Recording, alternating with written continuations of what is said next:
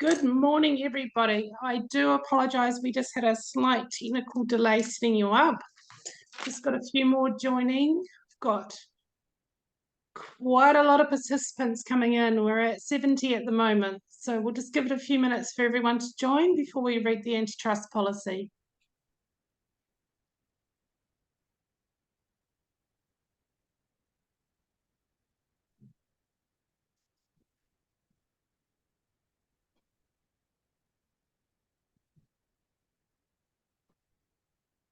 Okay, it looks like we've got everyone online. Welcome, everyone. We've got 85 participants online, so thank you for joining us this morning. And once again, I do apologise for the delay in connecting with you this morning. So as this is a CBAFF-led webinar, we will just read our antitrust policy for you. You are reminded that there will be no discussion of prices, surcharges, fees, costs, particular customers, revenues, market shares, or any other commercially sensitive topics. In particular, you are reminded that there are no market agreements have been or will be decided at meetings of CBAFF, whether they involve prices, amount, or areas. We welcome Adele Rose, who will hand over to you, Adele, and we'll start the process. For questions, and I think we'll get through to the end and maybe we can put them in the chat and open up some calls later on. So thank you and good morning and welcome, Adele. Good morning, Sherelle, and thank you very much for inviting us to present to you.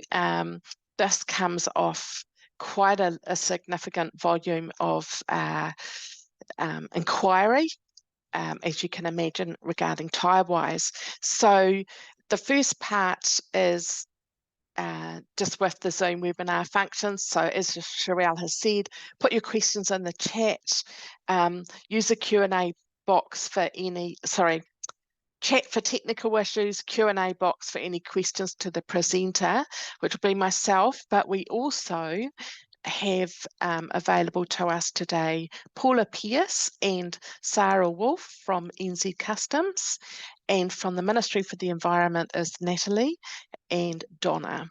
And then my team, there's myself, so I'll be doing the presenting, but backed up by Sarah Clare, Trevor Tutt, Kerry Spears, and Jason Richards, who are all involved in the Tyrewise scheme. So as Sherelle said, probably a good idea to hold your questions till the end, but we're going to try and allow as much time for Q&A as we possibly can. So I'm going to run through quickly what is Tyrewise, the fee, how it was set and how it will be collected, and this relates to loose tyre importers, tariff classification, and some live scenarios to work through, and then Q&A at the end. So Tyrewise is a scheme that has been in development for over 12 years now. It is an industry design scheme, so it was designed by the importer supply chain for loose tyres and for tyres on vehicles, and right through the retailing through to the collectors, processors and manufacturers of products from end-of-life tyres.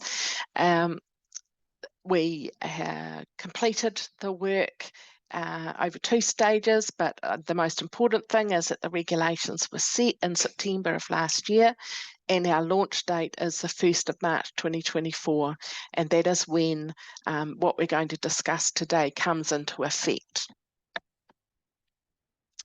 It's a regulated product stewardship scheme, and regulation is set for 2 reasons: increasing circular resource use, and most importantly, though, placing the responsibility for managing the end-of-life products on the producers, importers and retailers, rather than the communities, councils, neighbourhoods and nature. So from the 1st of March 2024, tyres must be sold in accordance with the accredited tyre scheme, and a tyre stewardship fee will be collected on all regulated tyres when they enter the Aotearoa New Zealand market, and that is used to fund the services delivered by the accredited scheme. If you want to know more about those regulations and the supporting material there's a link in the presentation. The presentation will be available to those that have registered after we have completed. So the fee is calculated on the cost relating to the management of an EPU. And an EPU stands for Equivalent Passenger Unit. Internationally recognised, that is 9.5 kg for a typical passenger tyre. Remembering that these are all averages, it's not an exact science. So fee is based on each tyre as a portion or a multiple of EPUs, and that's whether it's loose or on a vehicle. There's the full list of fees by tariff is published in the regulation, and you can also find the full list of fees on the Tyrewise website. But in terms of how this comes together to fund the scheme, as at 31 December 2022, there were 9.4 million EPUs imported, which generates somewhere in the vicinity of 62 million per annum of revenue to fund the collection and processing of end-of-life tyres.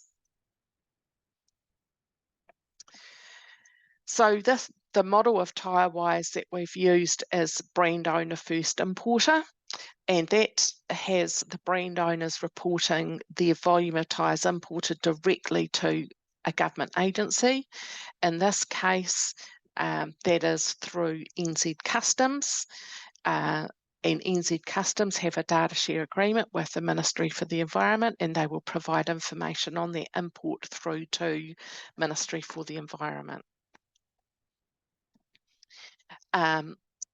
As the scheme manager, we will get aggregated volumes for the purposes of reporting of mass balance data, but we don't know who has imported exactly what volume of tyres.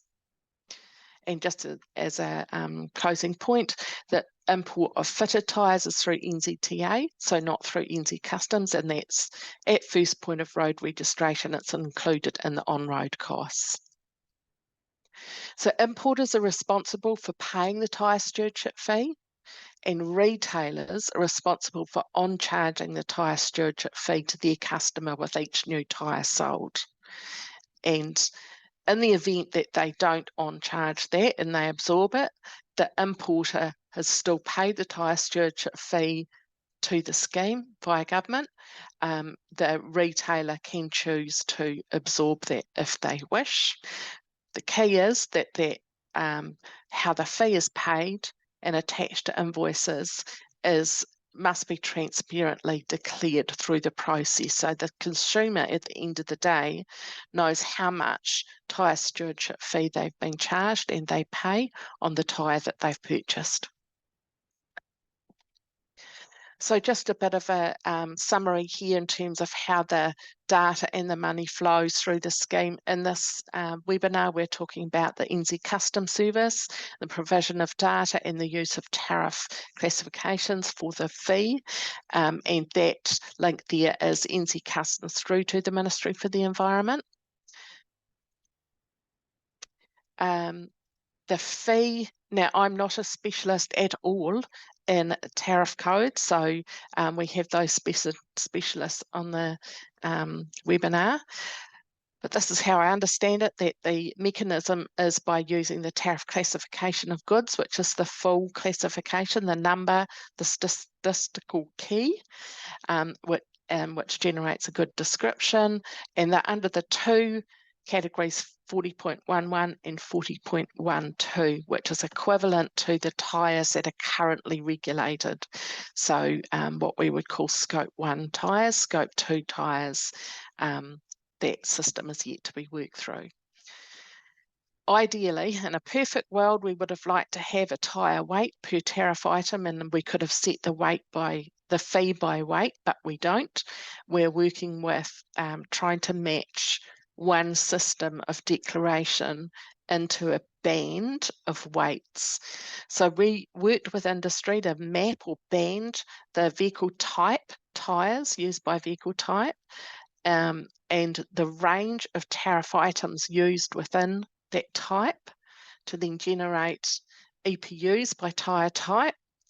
To explain that more, here is a copy of the banding that was used. So we have the description of the type of vehicle and the type of tyres that fit within that vehicle category or vehicle band, and then we have an average weight of tyres that fit within that band.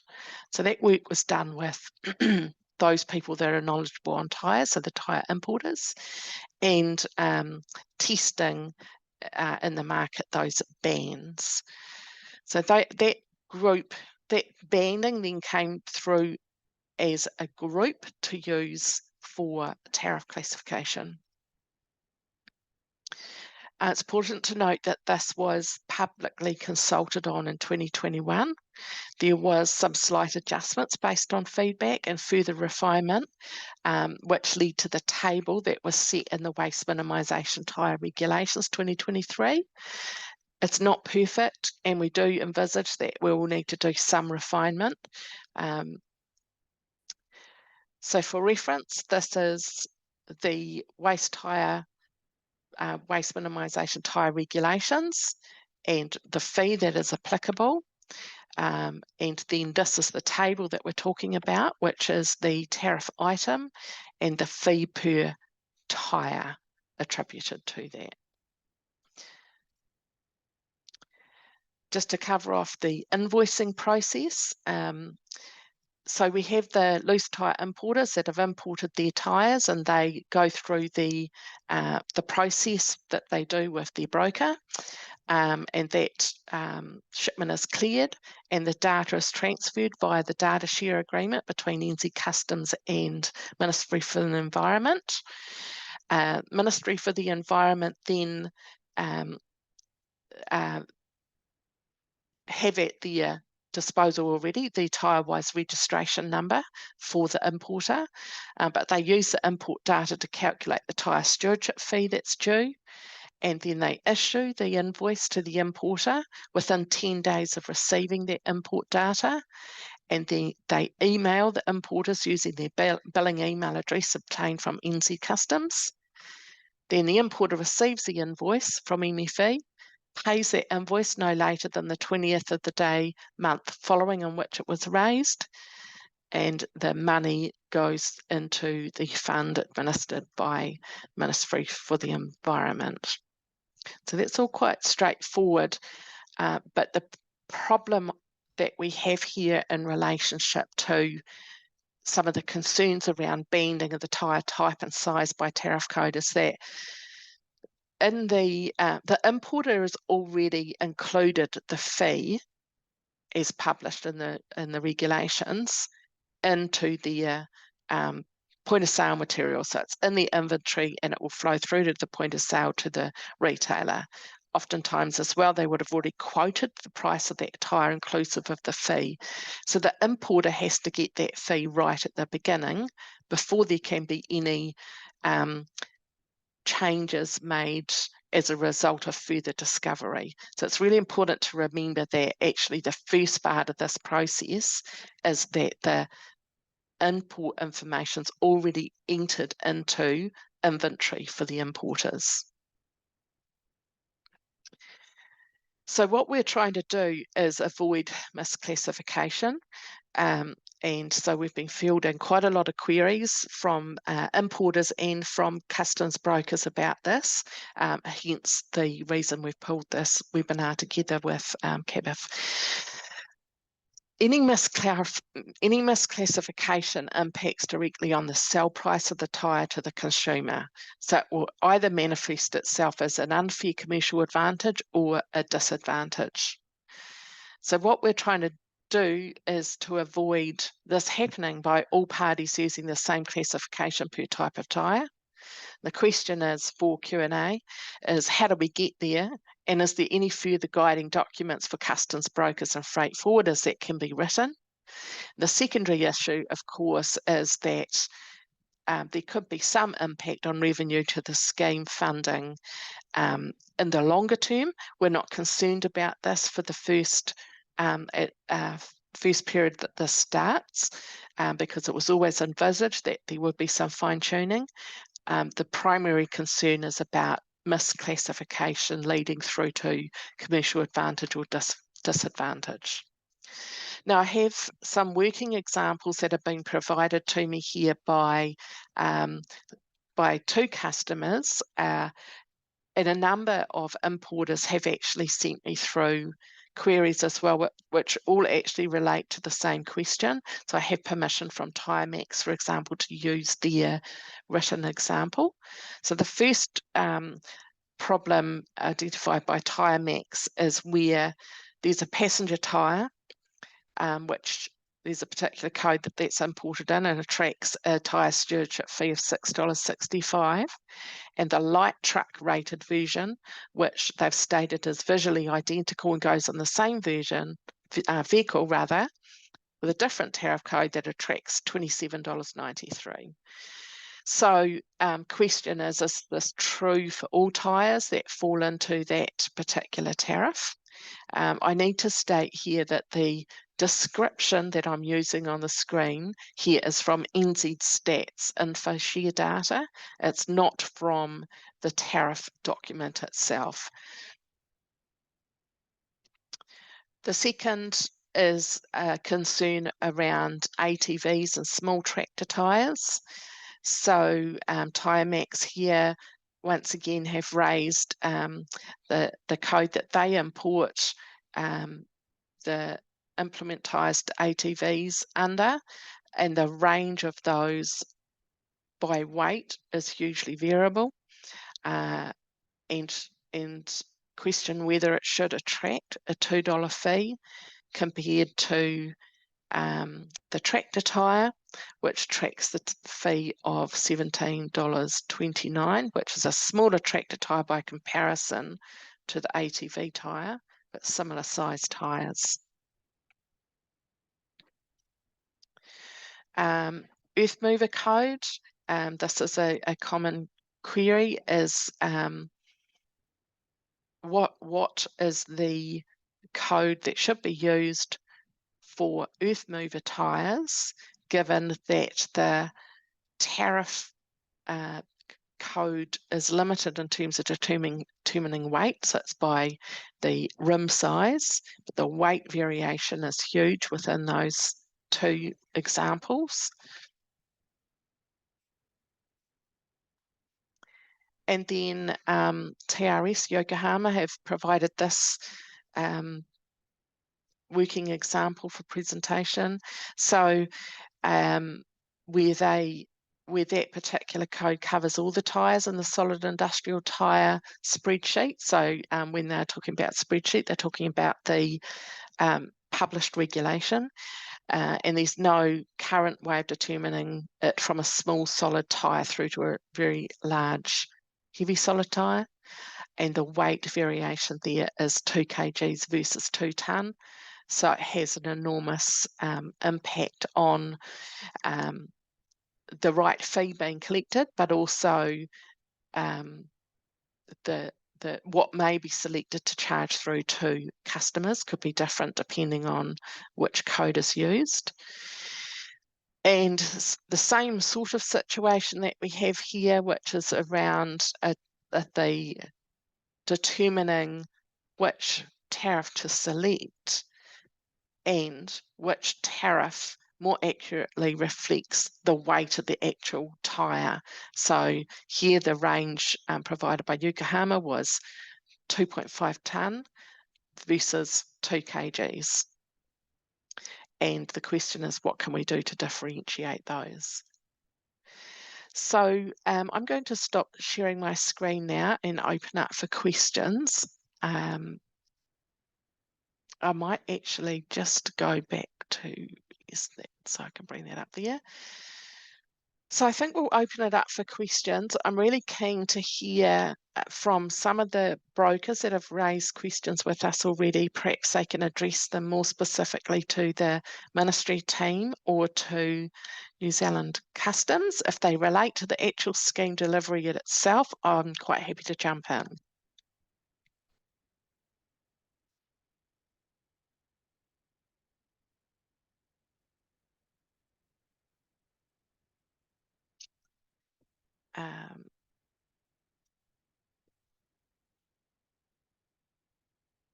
So are there any questions? Sherelle, do you want to go to live questions? How would you like to manage this section? We could go to live questions, but we do have 97 participants online, so it could be a little bit difficult. So perhaps we could put hands up and go that way.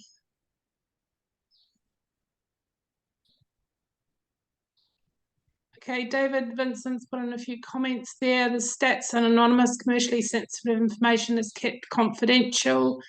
Comment from David, the fee at the retail sale will be disclosed but will have built into the cost of the tyre, not collected separately from the customer. Leon Roebuck, what was the reason that weight was not used? So that's a question for customs. So I understand that we currently don't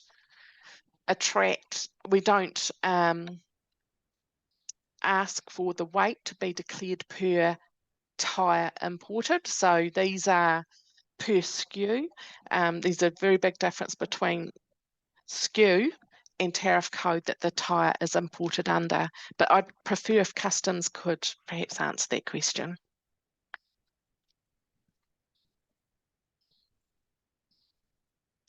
Do we have a customs representative online? I think Paula has her hand up. Maybe Paula Pierce.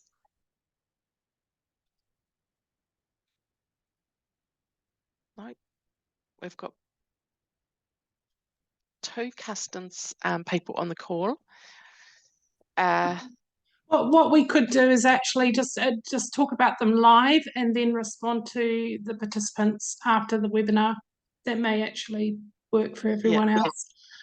Okay, Andrew Rewood, who will assign the tariff code to the tyres, the importer or the customs agent or the broker? I believe that will be the broker and the importer with the customs agent. We'll respond to that officially. Gavin Ward, we are also wondering how LT and C-rated SUV tyres will be differentiated from the P-rated tyres in the TEH same size. Good question, Gavin. We'll come back to you on that one. Gavin Rigby, the introductory webinars from last year were on the Tyrewise website. Why were these removed and when will they be available to view again? Gavin, we'll publish this through CBAFF, but also through your broker and agent, and so you'll have the answers in this webinar going forward. I wasn't privy to the previous webinars, so maybe we could share those again, Adele. I'm not sure if they're relevant. Yes. Yeah, they are. Okay. Yes. No, we were. We'll have more clarification on some of the items discussed in those webinars later this afternoon, and our hope is that we'll be able to put them back up onto the website. So thank you very much for noticing that they had come down, but we will have them back up as soon as we possibly can. Anonymous, I believe agriculture tyres are not included until 2025. Is this correct? No, that's not correct. They are included now. So Anonymous will come back with clarity on that. Leon Roebuck, could we not just get charged per container weight, then we work out per tyre?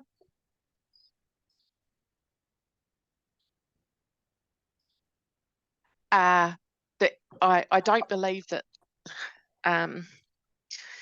Yeah, it's just setting the issue is that it is the same fee per tyre type that is charged by all importers through to all retailers. If you think about it from the perspective of what the customer is paying at the end, we can't have one tyre with a certain weight with a different fee to a comparable tyre sold by somebody else with a different fee, where the fee being the variable in the sale price. Okay, Leon, we'll look at that, responding to that question with some scenarios for you so we can answer that question of how it will work. For examples such as, Jonathan Moore, for examples such as 265/50R20 with two variations, passenger and light truck, Can customs provide a specific dispensation so a selected of name sizes can be priced under the passenger code regardless of construction type? We will probably have to respond to you on that one as well, Jonathan. Anonymous, will all imported tyres have this fee applied? Are any tariffs free? So there's bicycle tyres and small, like, well, it's predominantly bicycle tyres that are included in Scope 2, and that is because there's not a mechanism as clear-cut or a way to engage with that sector as clear-cut as loose tyre importers for vehicles, and also the cost of recovery of that product is quite different to a vehicle tyre. So if you go to the regulation, you'll see which tyres it covers and which ones it doesn't. The only exemption is for aircraft tyres, which are those tyres, and specifically those tyres which are not managed at end of life in New Zealand. So they're imported in, they are used in New Zealand, they're tracked by a unique number, they're exported back out for retreading and imported back into New Zealand again, and the end-of-life management is outside of New Zealand. So they can apply for an exemption, but that is the only exemption. Thanks, Adele. Gavin Rigby, can we get a more robust definition of transparently disclosed on the invoice? So that is, you'll see that on our website, as well as we can certainly send it out to you. There's an example of a point of sale invoice there, where in the same way that you disclose GST component on the invoice, you are disclosing the tyre stewardship fee. If you have many tyres of different types on your point of sale invoice, then you'll need to do that by tyre type, not as a sum. The customer needs to know that they've paid for what the volume of tyre stewardship fee they've paid for that tyre that they're purchasing. Paula, no, we cannot hear you. We'll come back to you. We'll just go through the balance of the questions, and then we'll try and see if we can get some audio from Paula Pearce from Customs. Anonymous, why can't there be a supplementary stats unit implemented to record against the tariff? Customs question. Yeah, okay, we'll definitely come back. These are fantastic questions, everyone. Yeah. Anonymous, what about small implement ties, e.g. wheelbarrow? I think we may have answered that already, but we will definitely come back. Gavin Rigby, in the event of misclassification, what is the grace period and who will be chased for additional payment in the event of misclassification? Freight forwarding agent, importer or retailer? That is a Ministry for the Environment question.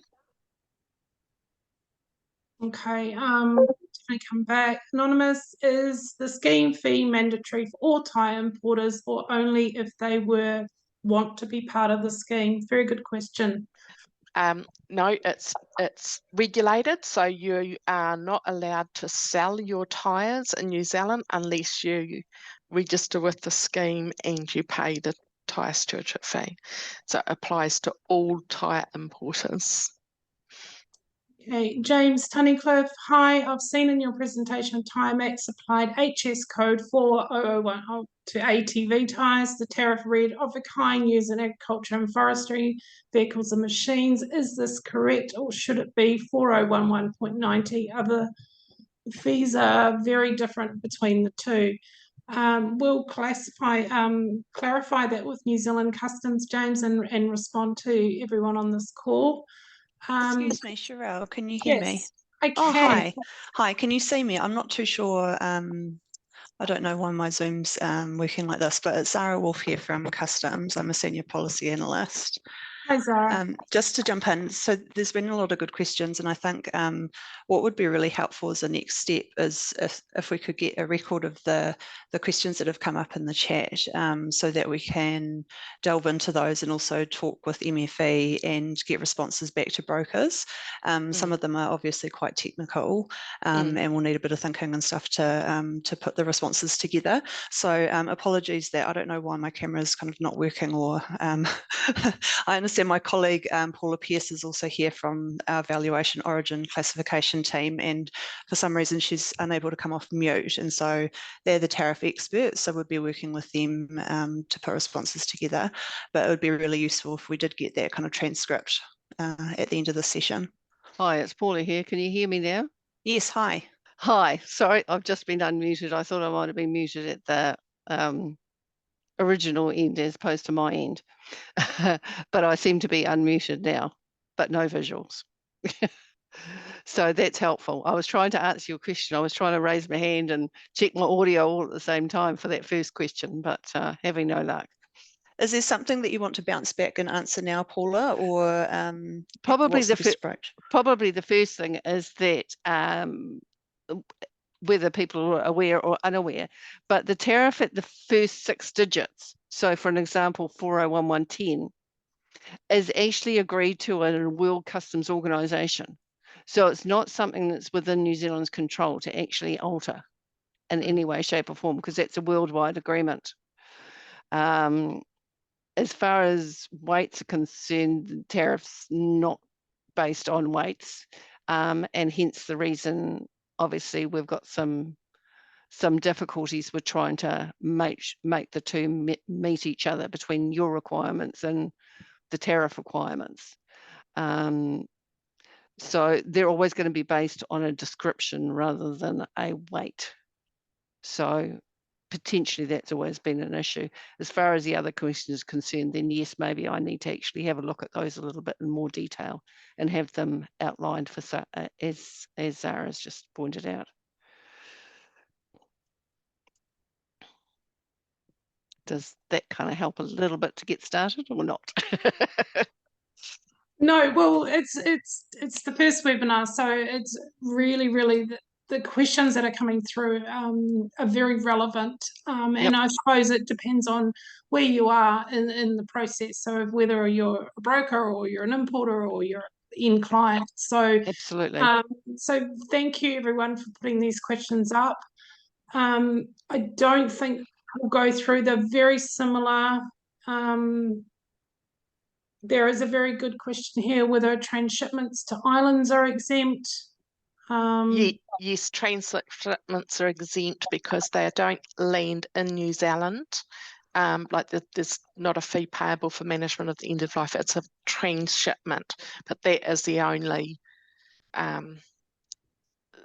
We have a lot of questions about tyres that are sold in New Zealand, so purchased in New Zealand and then exported to other countries.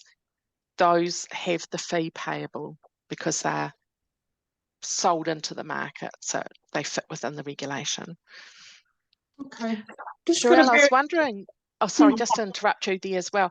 I was wondering whether we could schedule a follow-up webinar as well with, say, just within a week's time or a little longer than that, depending on NZ Customs and MFE. It's just that because it's quite urgent to get responses by 1st of March, and I'm also really conscious that most of the importers have now put the pricing into their inventory and readiness for the 1st of March. So if we could have some responses and guidance fairly quickly, I think that's important.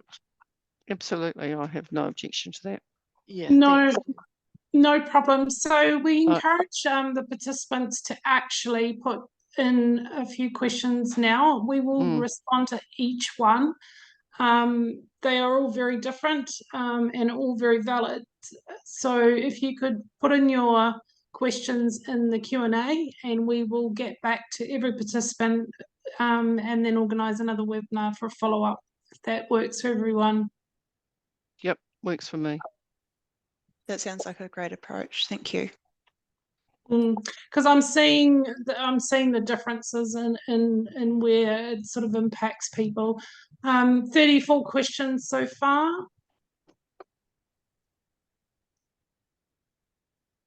And there's some concerns from brokers about whether it was an error and things like that. So we'll just give you a few minutes to put it in, and if we could schedule another meeting in a week's time or 2 weeks' time, Adele, what do you think?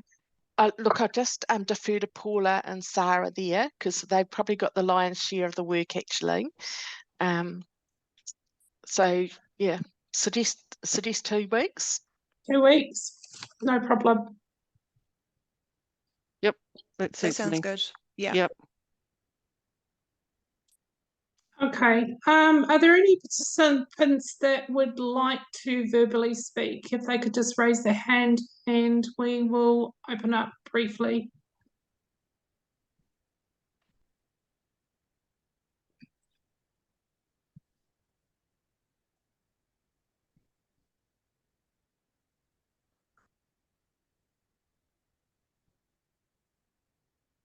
Jonathan's got his hand up. So Jonathan from Timex. Thank you. Just I wondered, there's a lot of questions that have been raised that will affect a lot of us.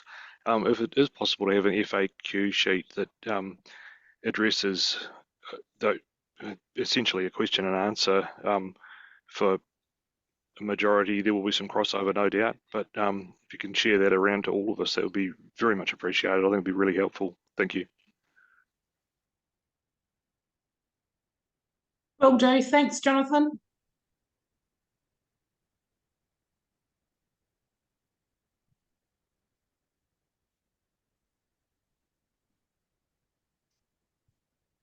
Okay, yeah, there's some great questions here. There's a bit of a mix of, well, most of them relate to the codes. There's a few that relate to Tyrewise itself, which we can respond to directly as well. But yeah, I see there's such a range of questions. Thank you very much. Okay, everyone, thank you for your time this morning. We will be looking at scheduling a meeting for Wednesday, the 7th of February at 11 a.m. And we will answer all these questions and come back to you directly. If there's anything else, please feel free to reach out to CBAFF at admin@cbaf.org.nz. And thank you for your participation. First webinar of the year, and we hit over 100 participants. So thanks very much. Excellent, and thank you very much, Sherelle, for the opportunity. No problem. We'll close the call out and be in touch. Thank you, everyone. Right. Thank you. Thank you. Thank you. Bye-bye.